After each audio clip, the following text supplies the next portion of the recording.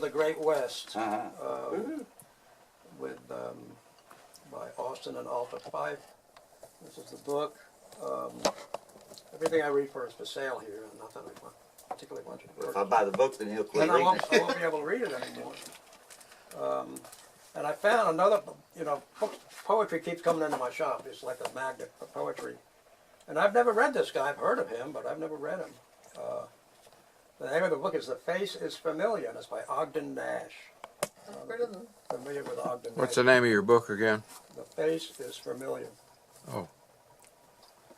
So I'm going to read a couple out of this, and if I have time, I'll read out of that book. But, this is a new poet for me, so I will read a couple of things out of here and see what happens.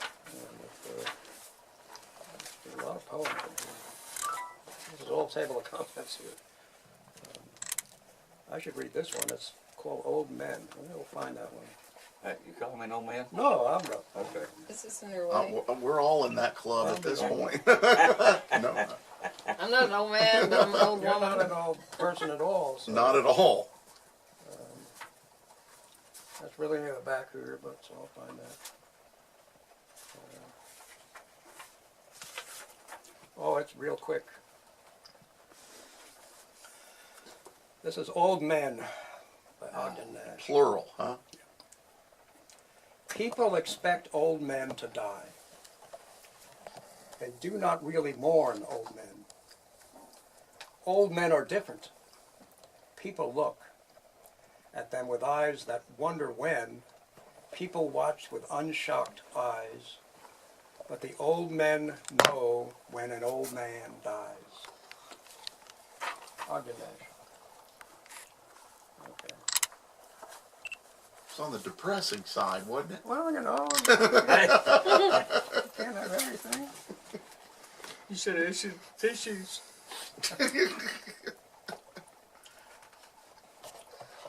I tried to read this. It's only 2 lines long, but I can't pronounce the words in it. So,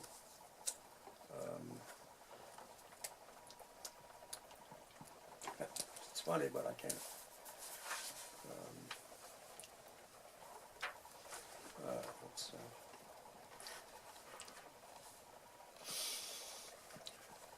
Ogden Nash made up words, so if there are words in here you don't understand, ignore it. I used to have an attorney boss who did that. He made it words. Made up words. This is called Away from It All. I wish I were a Tibetan monk living in a monastery. I would unpack my trunk and store it in a tronastery. I would collect all my junk and send it to a jonastery. I would try to reform a drunk and pay his expenses at a dronastery. And if my income shrunk, I would send it to a shronastery. Well, that guy was smoking pretty good stuff. That was. He didn't even try to make it rhyme. He just made it up. No, it didn't rhyme, but he made words up to make it rhyme. To make it rhyme. To make it rhyme. Again, he didn't. It was all something honesty, or he didn't even. I'd have thrown that one out. These are. Need a page filler. That was That one shouldn't have made the cut. What's that? Yeah. This is called. I went. This is called 1, 2, Buckle My Shoe. You may have heard this before. Ogden Nash. Roses red and jonquils gold. I know a girl who is 2 years old. Hyacinth white and violets blue. She was very good, so now she's 2. The rabbit there on the corner shelf, he wishes that he were 2 himself. And little Bo Peep on a silver cup says, gracious, Lyndall is growing up. And the faithful music box simply burns to wish her many happy returns. The cows in the meadow murmur moo To think that child has arrived at 2. The cows in the meadow moo and mutter and send their specialist milk and butter. The cardinal on the windowsill greets the news with an extra trill. The mocking bird and the dandy jay with kindest respects salute the day, and the swaggering crow admits his awe, cawing a special birthday call, and the squirrel hoists his bushy tail in the squirrel manner of crying hail. Roses red and violets blue, I know a girl who is really 2. Yesterday she was only 1. Today, I think, will be twice the fun. For all good things come double fold when a good girl gets to be 2 years old. Double the number of stairs to climb, and maybe some of them 2 at a time. Double the songs and double the dances, double the grave and merry fancies. Double the dolls to undress and scrub, double the ducks in the evening tub.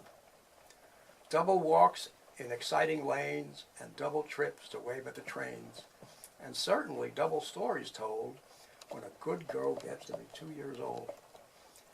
Linnell, Linnell, is it really true? Do you faithfully promise that you are 2? Kiss me again for a lucky start, and happy birthday with twice my heart. I got a feeling that was Daughter, granddaughter, yeah, maybe. something like that. There's another big one. The camel. The camel has a single hump. The dromedary, too. Or else the other way around. I'm never sure. Are you? That's The Camel by Ogden Nash. Was that book copyrighted in the 60s? This book was copyrighted a little before. Actually, it was given to somebody for Christmas in 1960. Okay. All There right. you go. But the actual book was published. I've heard his name, so Yeah. he's done some pretty recognizable stuff. Yeah, he's famous for this. We're not hearing it tonight, but His It was lesser known work, so. these are the lessons. It was published in 41, 41. Okay. and it's and this is poems written between 1931 and 1940. Anyway, I'll read a couple more and then pass the canary. The song of canaries never varies, and when they're molting, they're pretty revolting. That's it. That's it. Okay. That's it. That's all he thinks. Oh, Wait till the That's all he punchline. thinks about canaries. That's all he thinks about canaries. Let's see.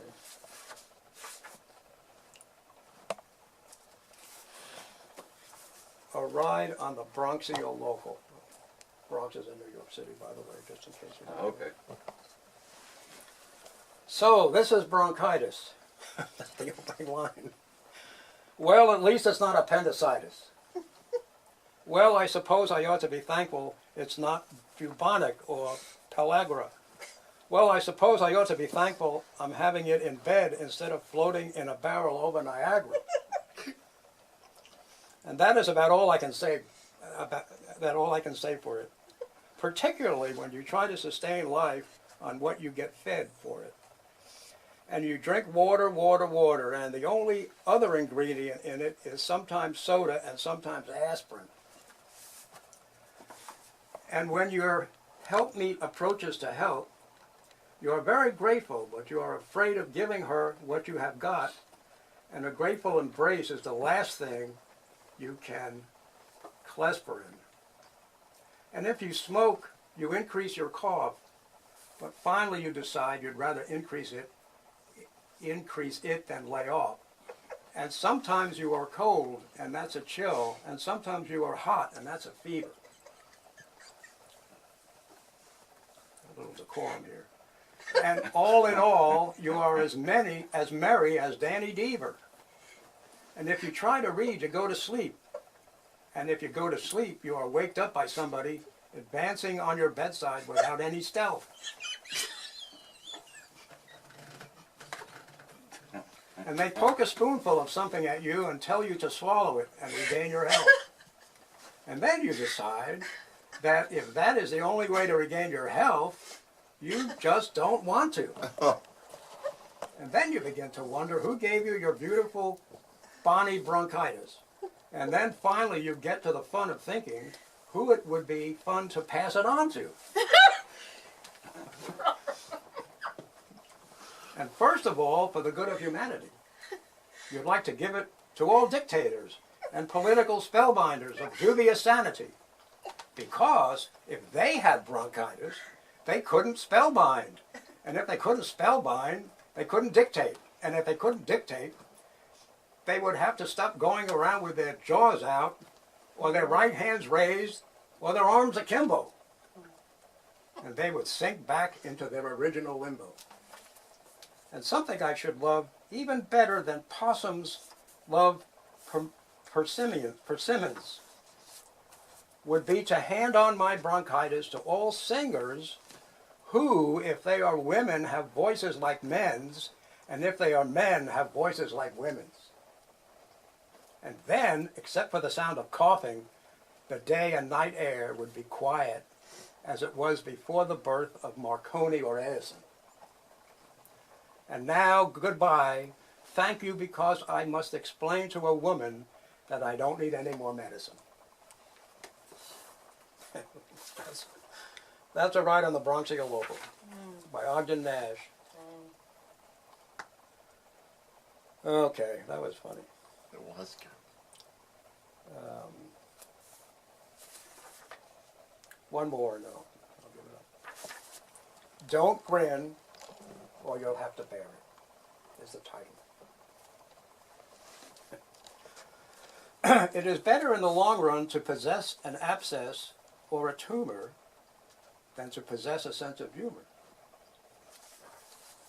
People who have senses of humor have a very good time, but they never accomplish anything of note, either despicable or sublime. Because how can anybody accomplish anything immortal when they realize they look pretty funny doing it and have to stop to chuckle? Everybody admits that Michelangelo's little things in the Sistine Chapel are so immortal they have everybody reeling. But I'll bet he could never have dashed them off if he had realized how undignified he looked lying up there with his stomach on the ceiling. Do you think the Fuhrer could keep on being the Fuhrer if he saw what everybody else sees every time he looks in the mirror? Yes, fatal handicaps in life are fortunately few. But the most fatal of all is the faculty of seeing the other person's point of view. And if your devoted mother suggests that you will someday be rich and famous, why perish the suggestion? That is, perish it if you are afflicted with the suspicion that there are two sides to every question. Good gracious, how could anybody corner wheat? If they are sissy enough to reflect that they are causing a lot of other people to be unable to afford to eat, look at mayors and congressmen and presidents always accepting college presidents such as Harvard's Conant. Do you think they could get elected if they admitted even to themselves that there was anything to be said for their opponent? No, no. Genius won't get you as far as common everyday faculty unless it is accompanied by a conviction of infallibility. And people who have a sense of humor are extremely gullible, but not enough so, alas, to believe that they are infallible. That's Ogden Nash. Funny man. I shall pass the podium to our next reader. Who would like to read next? Would you like to read some Thomas Kincaid? Does Thomas Kincaid have poetry there? Is that poetry? No, it's not poetry, but it's going to be poetry now. It's going to be poetry now. So, Conrad, you said that book was published in the 40s? Yep, 1941. So was that the height of Hitler? Yep. Yeah. Yeah. And, I would assume it's before we got into the war.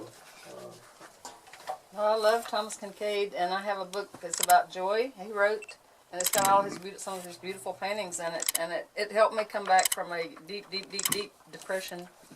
So I just love his stuff, and I just saw these little children's books over there. And they're only 50 cents a piece, so Well, hey, I can't decided beat I had to have them. Sold.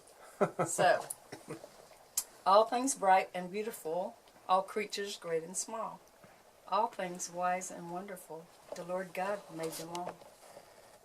Each little flower that opens, each little bird that sings, He made their glowing colors, He made their tiny wings. The tall trees in the greenwood, the meadows where we play, the rushes by the water, together every day. He gave us eyes to see them, and lips that we might tell. How great is the God Almighty, who has made all things well. Let's see what the next one is. Nice. I think this is another All Things Bright and Beautiful book here. Yep, All Things Bright and Beautiful. There it is. The Lord is my shepherd, I shall not want. He maketh me to lie down in green pastures. He leadeth me beside the still waters. He restoreth my soul. He leadeth me in the paths of righteousness for his name's sake. Yea, though I walk through the valley of the shadow of death, I will fear no evil, for thou art with me. Thy rod and thy staff, they comfort me. Thou preparest a table before me in the presence of mine enemies. Thou anointest my head with oil. My cup runneth over. Surely goodness and mercy shall follow me all the days of my life, and I will dwell in the house of the Lord forever. That's it. Okay. Would you like something to read, Vic? I can get some, I've got lots of different poets. Doc, you up? Guess first. You ain't getting out that easy, brother. I'll read something, Conrad. You got something? Anything, any particular poet you like? Frost or I have Tennyson? 3 more of these little books. They're prayers and Bible verses, blessings. I wish I'd have known how to practice my reading. I didn't plan on being here. I just stopped over here to play the piano.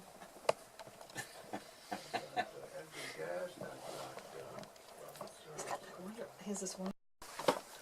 Good evening. Thank y'all for having me. Thank you for coming. This is our special guest poet who we imported from Dallas today. He traveled all the way from Dallas just to read for us tonight. Thank you. This is not a too long poem, but it's by Charles Swinburne, and it's called Hope and Fear. Oh, we've all had those. Beneath the shadow of dawn's aerial cope, with eyes enkindled as the sun's own sphere, hope from the front of youth in godlike cheer looks Godward, past the shades where blind men grope, round the dark door that prayers nor dreams can ope, and makes for the joy the very darkness dear, that gives her wide wings play, nor dreams that fear at noon may rise and pierce the heart of hope. Then, when the soul leaves off to dream and yearn, may truth first purge her eyesight to discern. What once being known leaves time no power to appall, till youth at last, ere yet youth be not learn, the kind wise word that falls from years that fall. Hope not thou much, and fear not at all.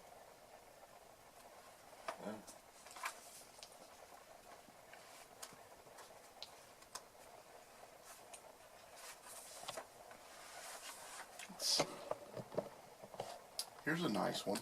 Faith by Anne Kimball.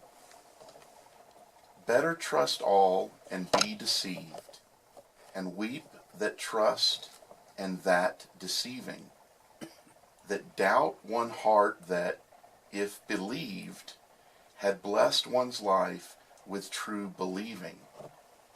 Oh, in this mocking world, too fast, the doubting friend ear takes our youth. Better be cheated to the last than lose the blessed hope of truth. That was beautiful. Yes, it was. Right? That's great. All right.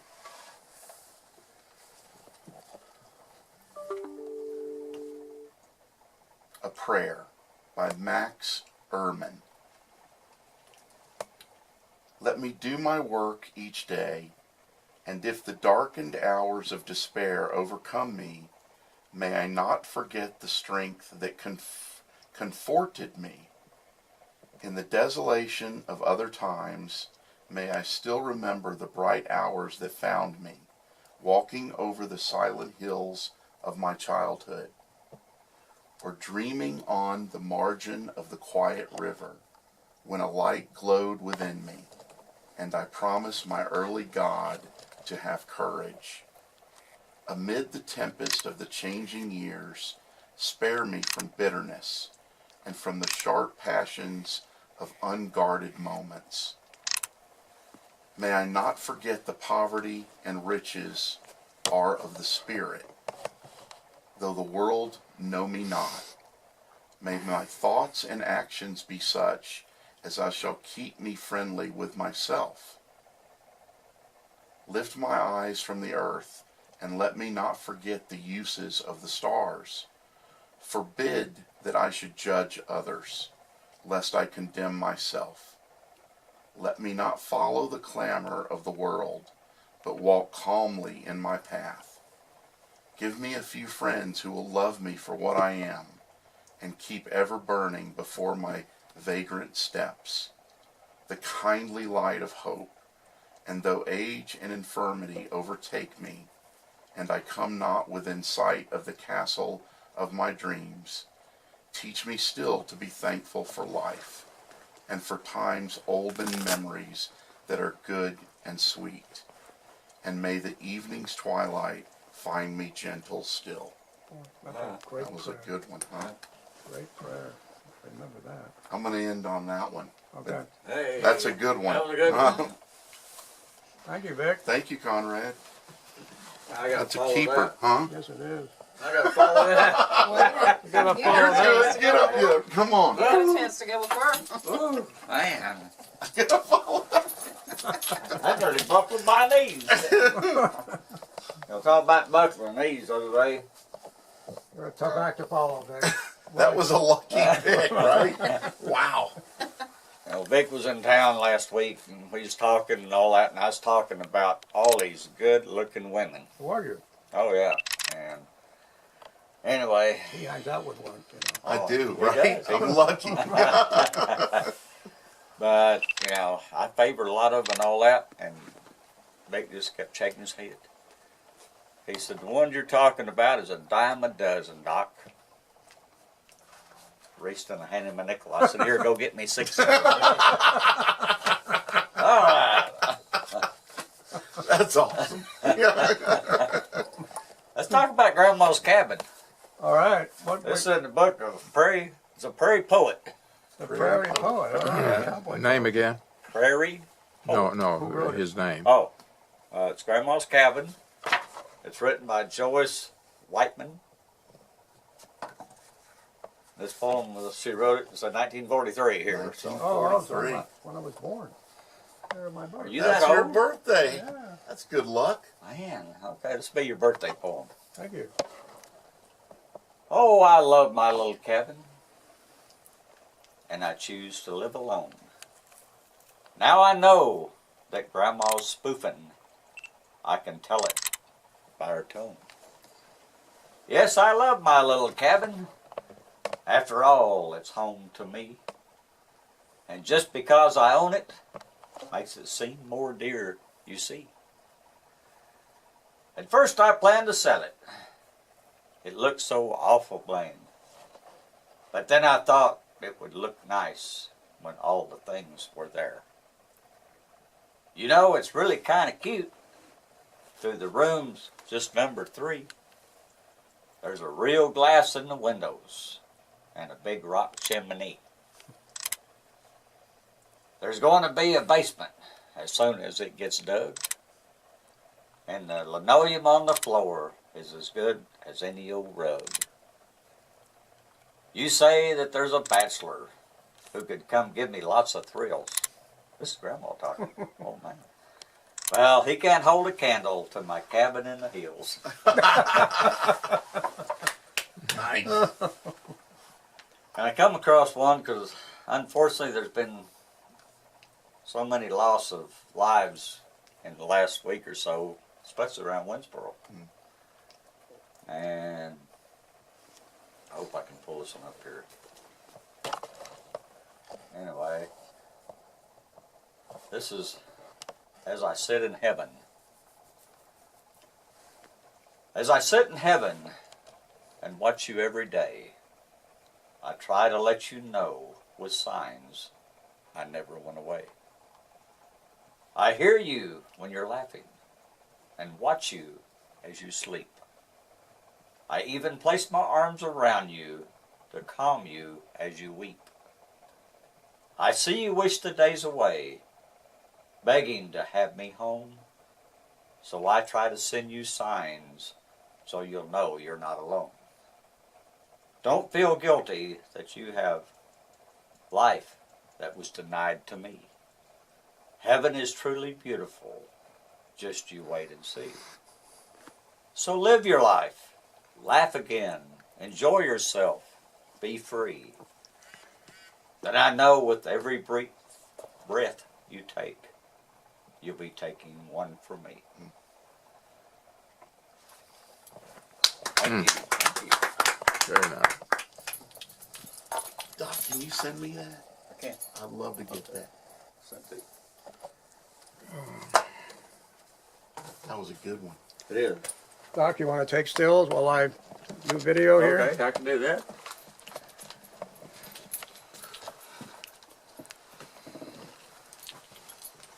Still, I'm going to ask you to write your name and email address. I'll send you the link to the video and then ask Vic to do that.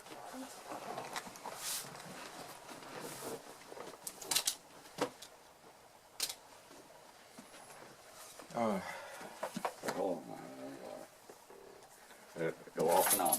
Pardon me? It says turn it off and turn it back. Just, well, do that then. It's something, I don't know why it does that, but occasionally it asks you to do that. Okay.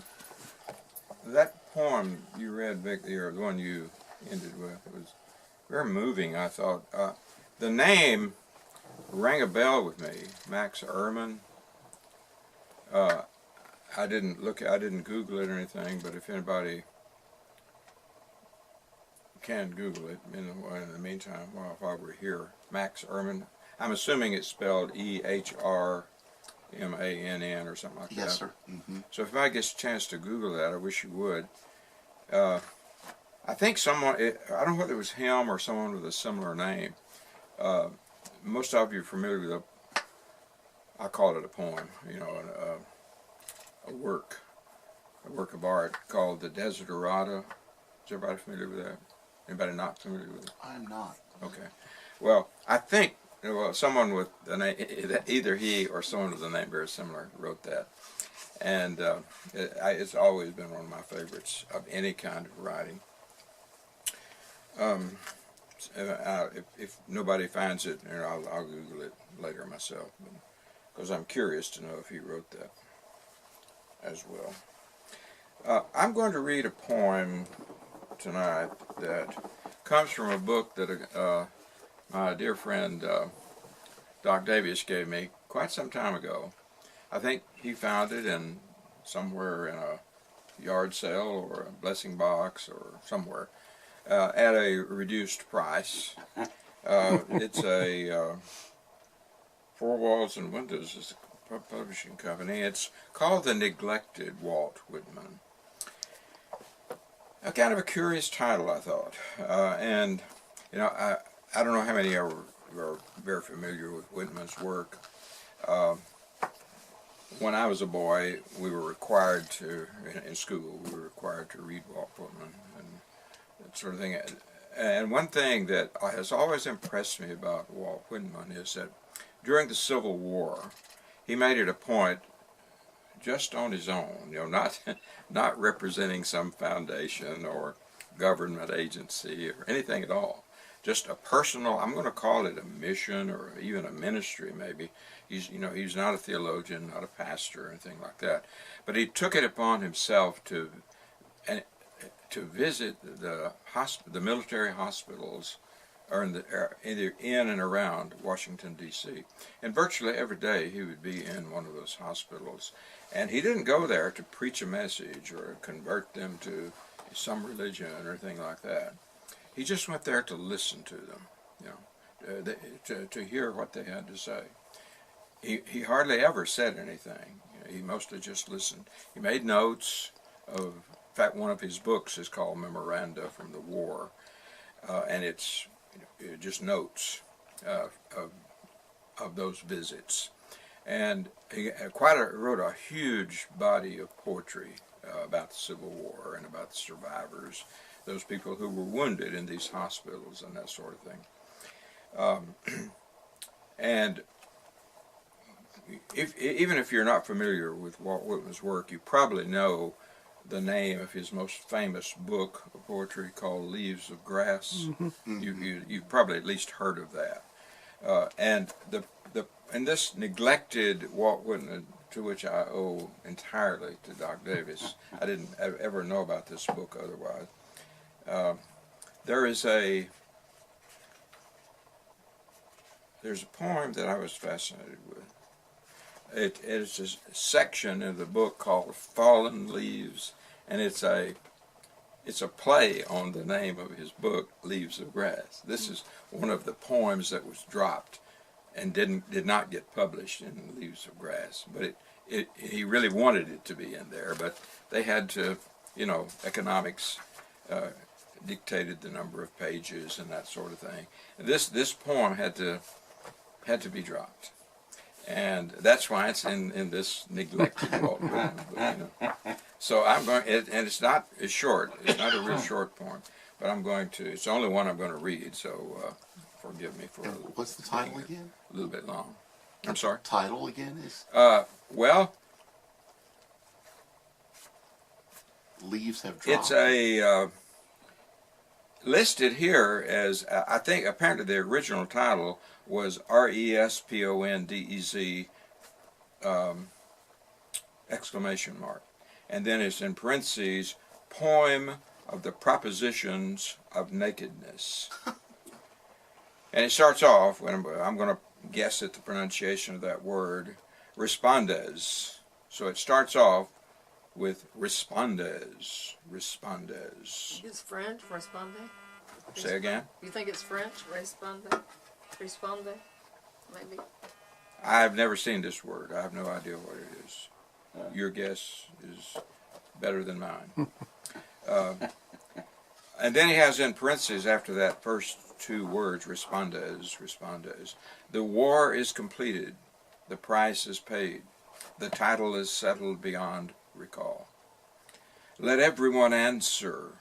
Let those who sleep be waked. Let none evade. Must we still go on with our affectations and sneaking? Let me bring this to a close. I pronounce openly for a new distribution of roles. Let that which stood in front go behind, and let that which was behind advance to the front and speak. Let murderers, bigots, fools, unclean persons offer new propositions. Let old propositions be postponed. Let faces and theories be turned inside out. Let meanings be freely criminal as well as results. Let there be no suggestion above the suggestion of drudgery. Let none be pointed toward his destination. Say, do you know your destination? Let men and women be mocked with bodies and mocked with souls. Let the love that waits in them wait. Let it die or pass stillborn to other spheres. Let the sympathy that waits in every man wait, or let it also pass, a dwarf, to other spheres. Let contradictions prevail. Let one thing contradict another, and let one line of my poems contradict another. Let the people sprawl with yearning, aimless hands. Let their tongues be broken. Let their eyes be discouraged. Let none descend into their hearts with the fresh lusciousness of love. Stifled, O days, O lands, in every public and private corruption. Smoothed in thievery, impotence, shamelessness, mountain highs, brazen effrontery, scheming, rolling like ocean's waves around you and upon you, O my days, my lands. For not even those thunderstorms, nor fiercest lightnings of the war, have purified the atmosphere. Let the theory of America still be management, cast comparison. Say, what other theory would you? Lest them that distrust birth and death still lead the rest. Say, why shall they not lead you? Let the crust of hell be neared and trod on. Let the days be darker than the nights. Let slumber bring less slumber than waking time brings. Let the world never appear to him or her for whom it was all made. Let the heart of the young man still exile itself from the heart of the old man. And let the heart of the old man be exiled from that of the young man. Let the sun and moon go. Let scenery take the applause of the audience. Let there be apathy under the stars.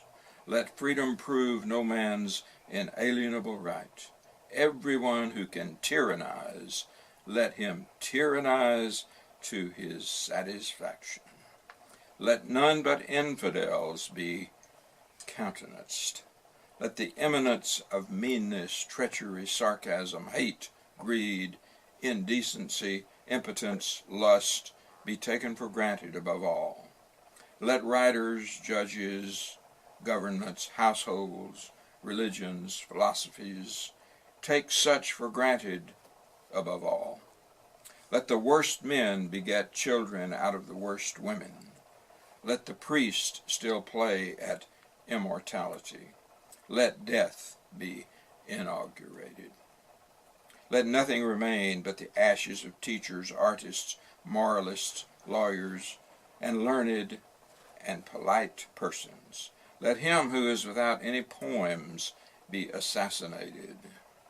Let the cow, the horse, the camel, the garden bee, let the mudfish, the lobster, the mussel, the eel, the stingray, and the grunting pigfish, let these and the like of these be put on a perfect equality with man and woman. Let churches accommodate serpents, vermin, and the corpses of those who have died of the most filthy of diseases. Let marriages slip down among fools, and be for none but fools. Let men among themselves talk and think forever obscenely of women, and let women among themselves talk and think obscenely of men. Let us all, without missing one, be exposed in public, naked, monthly at the peril of our lives. Let our bodies be freely handled and examined by whoever chooses. Let nothing but copies at second hand be permitted to exist upon the earth. Let the earth desert God, nor let there ever henceforth be mentioned the name of God. Let there be no God. Let there be money, business, imports, exports, custom, authority, precedence, power, dyspepsia, smut, ignorance, unbelief. Let judges and criminals be transposed. Let the prison keepers be put in prison. Let none that were prisoners take the keys. Say, why might they not just as well be transposed? Let the slaves be masters. Let the masters become slaves. Let the reformers descend from the stands where they are forever bawling. Let an idiot or insane person appear on each of the stands. Let the Asiatic, the African, the European, the American, and the Australian go armed against the murderous stealthiness of each other. Let them sleep armed. Let none believe in good will. Let there be no unfashionable wisdom. Let there be scorned and derided off from the earth. Let a floating cloud in the sky. Let a wave of the sea. Let growing mint, spinach, onions, tomatoes, let those be exhibited as shows at a great price for admission. Look at the men of these states standing aside for a few smouchers. Let the few seize on what they choose. Let the rest gawk, giggle, starve, obey. Let shadows be furnished. Let substances be deprived. Let there be wealthy and immense cities, but still, though any of them not a single poet, savior, knower, lover. Let the infidels of these states laugh all faith away. If one man be found who has faith, let the rest set upon him. Let them affright faith. Let them destroy the power of breeding faith. Let the she-harlots and the he-harlots be prudent. Let them dance on, where seeming lasts. O seeming, seeming, seeming. Let the preachers recite creeds. Let them still teach only what they have been taught. Let insanity still have charge of sanity. Let books take the place of trees, animals, rivers, clouds. Let the daubed portraits of heroes supersede heroes. Let the manhood of man never take steps after itself. Let it take steps after eunuchs and after consumptive and genteel persons. Let the white person again tread the black person under his heel, say which is trodden under heel after all. Let the reflections of the things of the world be studied in mirrors. Let the things themselves still continue unstudied. Let a man seek pleasure everywhere except in himself. Let a woman seek happiness everywhere except in herself. What real happiness have you had one single hour through your whole life? Let the limited years of life do nothing for the limitless years of death. What do you suppose death will do then? My take on it, it was his take on the Civil War. Mm-hmm. It was that horrible. How many pages long was that? Pardon me? How many pages long was that? Oh, 4, I think. That was his take. That was We always close with a paragraph from the book How to Read a Poem and Fall in Love with Poetry by John Hirsch. I'm sorry, Yes. Edward Hirsch. This is a book that, for the newcomers this time, that was found in the sale bin, remainder bin, at the old, now non-existent, what was that store in Mount Pleasant that had you could buy lattes in there, you could buy CDs. Can't think of the name of Barnes it. and Noble? What? Barnes and Noble? No. Started with an H. Huh? Started with an H, right? Yeah, Hastings. Yeah. Hastings. And this book was on sale there, and I bought this some years ago. And we've been closing each monthly meeting of this with one paragraph. We're currently on page 39 of the book, and we hope the organization lasts long enough to finish it. So we start with to read sometimes a paragraph is just a few lines, and sometimes it's half a page. And this time it's just a few lines. Jesus. The first key to the weirdly logical nature of imagery comes in these astonishing lines. Death is inside the bones, like a barking dog where there are no dogs, coming out from bells somewhere, from graves somewhere, growing in the damp air like tears or rain. That's the paragraph. I would say that I think there's been the most profound thoughts about poetry in this book, this remaindered book. This is just an absolutely marvelous book. How to Read a Poem, subtitled And Fall in Love with Poetry, Edward Hirsch, for any of you who want to search it out at your nearest library. Order it from Amazon. Thank you, Thank Joe Dan. We got Would you like to mention about Penny Chapel? Oh yeah, tomorrow night, or Saturday night, yeah, it's tomorrow night.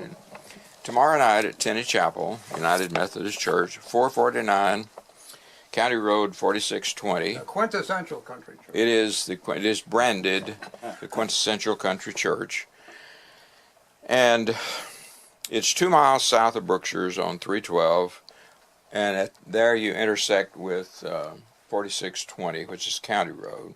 The only way you can turn is left, which is east, and you go a quarter of a mile to the church that was founded there by my grandfather in February of 1900. So we're 117 years old now, almost 118 years old. My grandfather is not a preacher; he was a farmer, cotton farmer, but he acquired a lot of land. Came to Texas in 1886, acquired a lot of farmland, had a big farm and a big family. He had 2 wives, came from Alabama, already married with several children in tow, and then his wife from Alabama died around the turn of the century, in which he married my grandmother. I think he had 13 children by his first wife, 7 by my grandmother, so he had 20 children in all. There were, one reason that families were farm families. Of course, in the time he came to Alabama, 80% of the country were farmers, lived on farms. They either farmed